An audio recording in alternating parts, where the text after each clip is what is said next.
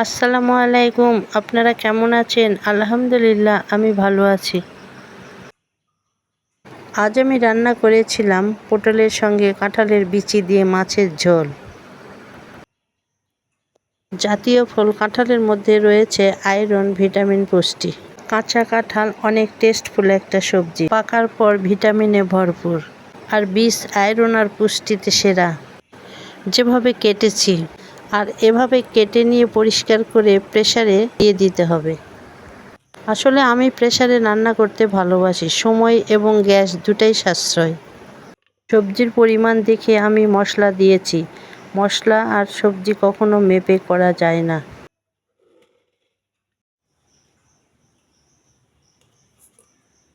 সবজির পরিমাণ মতো আমি এখানে মশলা ব্যবহার করছি।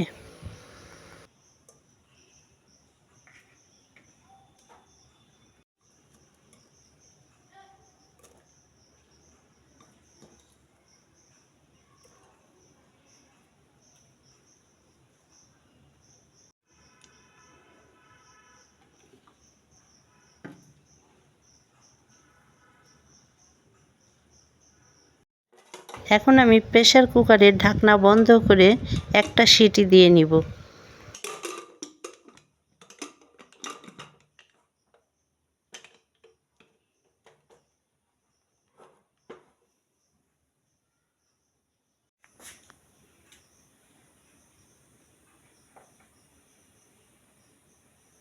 আমার 2 চুলা, তাই আমি সিটির অপেক্ষা না করে পাশের চুলায় মাছটা ভেজে নিব। আগেই রেডি করে রেখেছি মাছ। আমি রান্না করছি পাঙ্গাস মাছ, এটা আমার অনেক পছন্দের। আপনারা যে যার পছন্দের মাছ এখানে রান্না করতে পারেন এই সবজির সঙ্গে।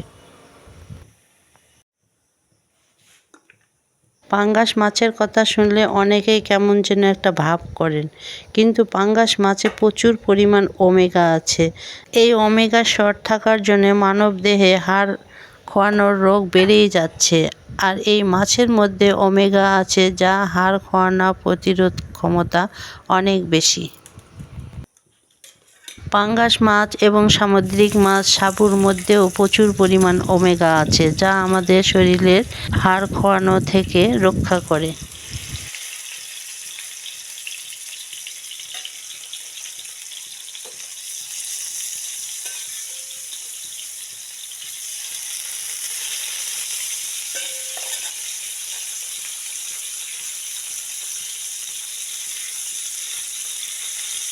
সবজির প্রেসারে একটা সিটি দিয়েছে, আমি আর সিটি দিব না, চুলা অফ করে দিব।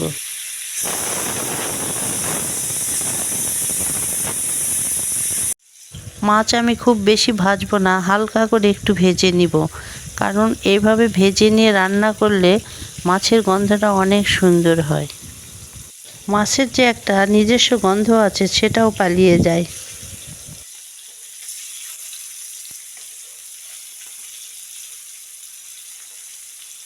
মাছ ভাজা প্রায় হয়ে এসছে, আমি বেরেস্তা রেডি করছি, তেলে দিয়ে দিব।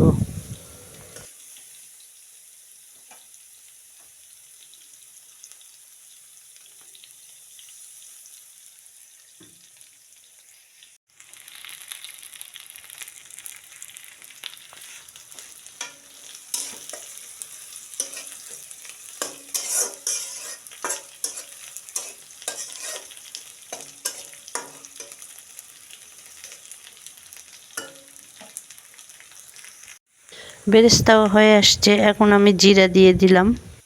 এখন হলুদ গুঁড়া, লবণ দিয়ে পানি দিব, দিয়ে একটু কষিয়ে নেব। আমি শুকনো মরিচের গুঁড়া ব্যবহার করছি না, যেহেতু কাঁচা মরিচ দিয়ে রান্না করছি।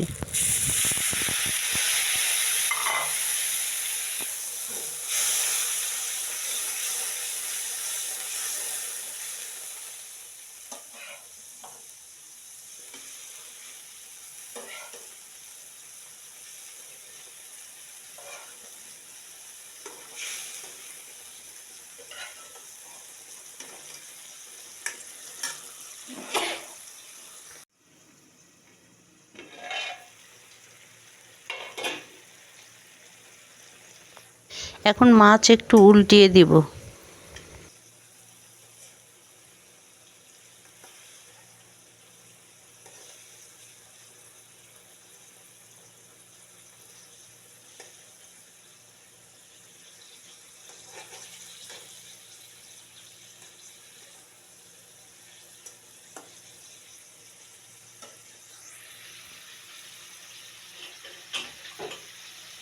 এখন প্রেসারে সিটি দেওয়া যে সবজিগুলো ছিল ওগুলো মাছের মধ্যে ঢেলে দিব।